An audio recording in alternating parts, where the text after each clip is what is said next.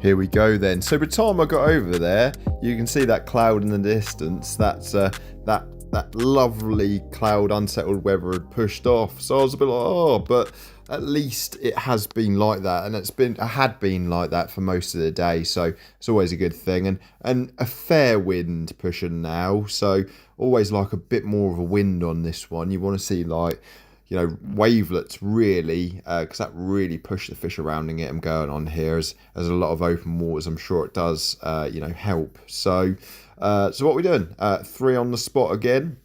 Let's talk about tactics. If you're a regular to my videos, you've seen this already, but here we go. So we've got the boilies here. Brown boilies work really well in here. So I'm just coating them with a little bit of amino smoke. I soak my boilies anyway in a nice amino liquid when I get my bulk orders in, you know, separate them up to sort of half a kilo bags, and give them a good soak. Just find it just a little bit more confidence. Whether it does make an impact, you know, who knows, but I think the majority of things with carp fishing especially is the confidence factor, isn't it? You know, you want to be confident you're on your spot.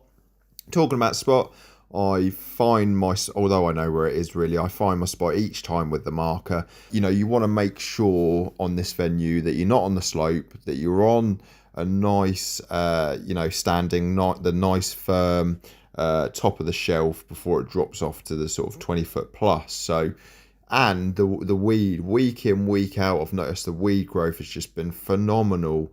You know, there's more nutrients in the water than ever before here because more and more anglers are fishing it. The history behind this is the actual stock pond for the main lake, and it wasn't really fished for many years. So if you've been following along, you've probably noticed the carp are in real good condition, and that just shows that they haven't been, you know, that has helped that they haven't been fished for before. So 3 on the spot. The usual sort of 3/4 of a kilo bait over the top is what I usually do on these short overnight sessions. And then I match the hook baits. But let's talk about the rig looks. So a favourite of mine at the moment for bottom baits, which is Peck's version of the stiff multi-combi rig. You've got the boom section, and then you've got the 4cm braided loop section. Just makes life a lot easier where it comes to changing the hook. Now, there's not many nuisance fish in here. There's a few roach, but no bream and tench. But yeah, 3 on the spot, all 3 the same rigs, 3-ounce leads on the clip system, and confident that we'd get an early fish. You know, when you get that feeling, you get that burning feeling, you're going to have an early fish. Well, I couldn't believe, literally 14 minutes into this part of the video, that this went and actually happened.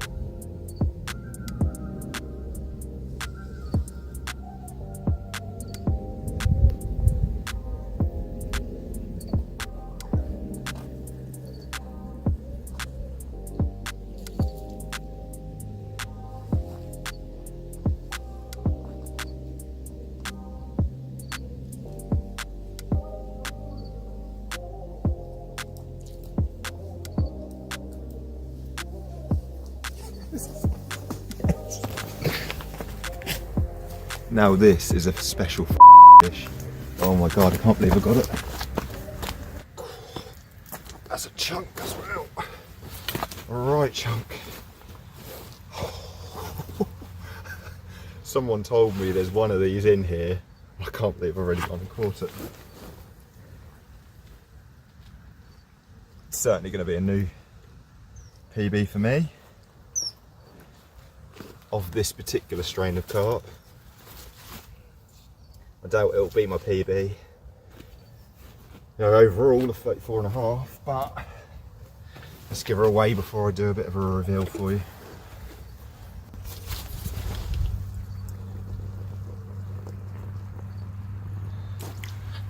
Thought when I was playing it, this feels like one of these because they just fight slightly different. That's a wide old fish. Look at that. Oh man, that's tricky to hold. Look at that fish. Look at the width. Man, amazing. What a chunk. And what a ridiculous fight as well. 29-12. What a beast. What an absolute beast. She's just about ready to go. What an incredible fight. Absolutely insane. Knew the weather was bang on. Fish were jumping in the next swim. Knew it wouldn't be too long till they started coming over. That. Just want to see its back. Look at that. I'd have thought it would have went a bit more than 29, but I suppose it's quite a short fish. Look at that. Any of you guys that don't like a ghosty, each to their own, but I don't see how you can't. That is just, look at that. How does it only go 29? I don't know, but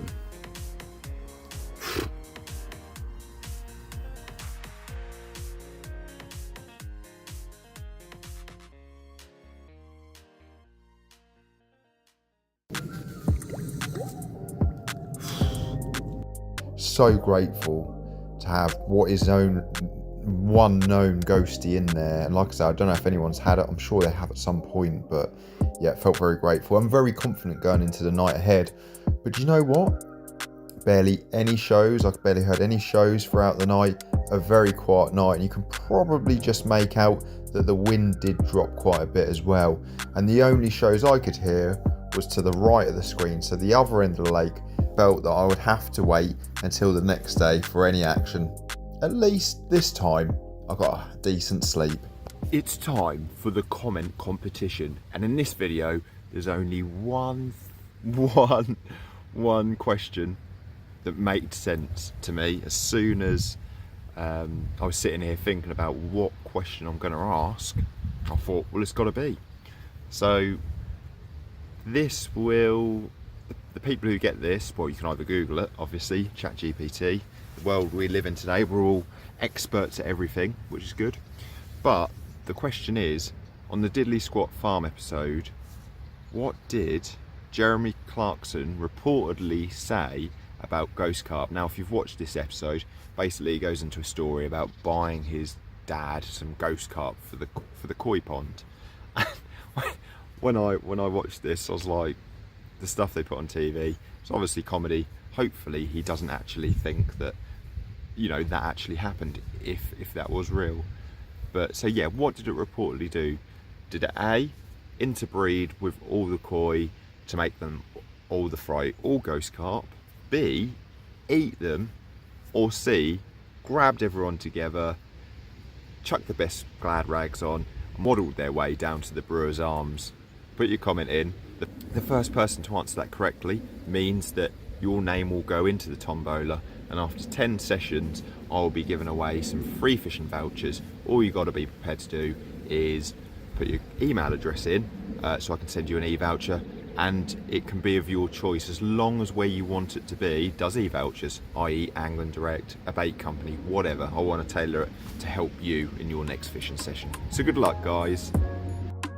And as we look up at this murder of crows, yeah, that's what a flock of crows is called. Apparently, funny old name that. Anyway, as we look up, there was a few hours left. Were we going to see another fish? Well, let's find out.